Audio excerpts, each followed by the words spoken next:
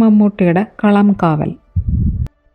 ഒരു മുഖവരയുമില്ലാതെ പറയട്ടെ, ഒരു സൈക്കോ കില്ലർ അയാളുടെ ഇരയെ വേട്ടയാടി പിടിച്ച് കൊല്ലുമ്പോൾ അനുഭവിക്കുന്ന ആ ഒരു ആനന്ദം, അതിൻ്റെ മാക്സിമത്തിൽ എത്തിക്കുന്ന ഒരു ക്യാരക്ടർ, അതാണ് മമ്മൂട്ടിയുടെ ക്യാരക്ടർ. ഇതുപോലുള്ള ക്യാരക്ടേഴ്സിന് ഒരു ബെഞ്ച് മാർക്ക് തന്നെ സെറ്റ് ചെയ്യാണ് മമ്മൂട്ടി ഈ ഫിലിമിൽ.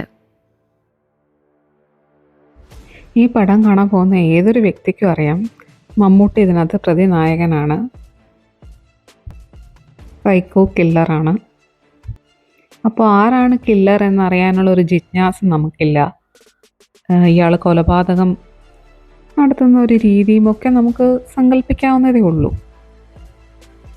എന്നാലും ഈ പടം ആദ്യം മുതൽ അവസാനം വരെ ഒട്ടും ബോറടിക്കാതെ കണ്ടിരിക്കാൻ സാധിക്കുന്നുണ്ടെങ്കിൽ അതിന് ഒരേ ഒരു കാരണമേ ഉള്ളൂ, അത് മമ്മൂട്ടിയുടെ അഭിനയം, അത് മാത്രമാണ്. പിന്നെ ഡയറക്ടോറിയൽ ബ്രില്യൻസ് എന്നും പറയാം. കാരണം വിനായകൻ എന്ന് പറഞ്ഞൊരു നടൻ നമ്മുടെ മനസ്സിൽ എപ്പോഴും ഒരു കഠോര വില്ലനാണ്. പക്ഷെ അദ്ദേഹം ഈ മൂവിയിൽ വളരെ കാം ആൻഡ് ക്വയറ്റ് ആയിട്ടുള്ള ഒരു പോലീസ് ഓഫീസറിൻ്റെ റോളാണ് ചെയ്യുന്നത്. വലിയ ടീമോ അല്ലെന്നുണ്ടെങ്കിൽ 6 പാക്ക് ബോഡിയോ ഒന്നും അവകാശപ്പെടാനില്ലാത്ത ഒരു സാധാരണ പോലീസ് ഓഫീസറിൻ്റെ റോള് വളരെ ഭംഗിയായിട്ട് അദ്ദേഹം ചെയ്തിട്ടുണ്ട്. പിന്നെ സാധാരണ മൂവിയിൽ നായകനാകുന്ന മമ്മൂട്ടി പ്രതിനായകനായിട്ട് വരുന്നു. മമ്മൂട്ടിക്ക് ഇതൊരു ടൈലർ മെയ്ഡ് റോളാണ് എന്ന് ഞാൻ പറയും. അദ്ദേഹത്തിൻ്റെ മനസ്സിൽ സങ്കല്പിച്ചുകൊണ്ട് അദ്ദേഹത്തിനായിട്ട് മാത്രം എഴുതിയ ഒരു കഥാപാത്രം, അത് ഏറ്റവും അതിൻ്റെ ഹൈറ്റ്സിൽ എത്തിക്കാൻ മമ്മൂട്ടിക്ക് സാധിച്ചിട്ടുണ്ട്.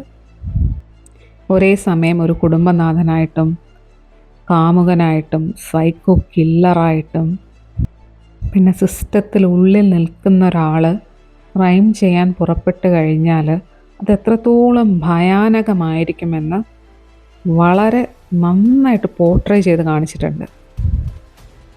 പിന്നെ മനുഷ്യ മനസ്സിൻ്റെ ആ ഒരു സങ്കീർണതയെ ഏറ്റവും അതിൻ്റെ ഹൈറ്റ്സിലെത്തിക്കുന്ന മ്യൂസിക്, BGM, ഇതൊക്കെ ഒരു പ്രത്യേക ഫീൽ തന്നെയാണ്. പിന്നെ ഒരു മൂവി എന്ന് പറയുമ്പോൾ കുറച്ച് ലവ് സീൻസ്, കുറച്ച് സോങ്, കുറച്ച് ഫൈറ്റ്, അത്യാവശ്യം കണ്ട് റിലാക്സ്ഡ് ആകാൻ പറ്റിയൊരു ഫിലിം എന്നൊരു മുൻവിധിയോടുകൂടി ആരും തന്നെ പോകണ്ട.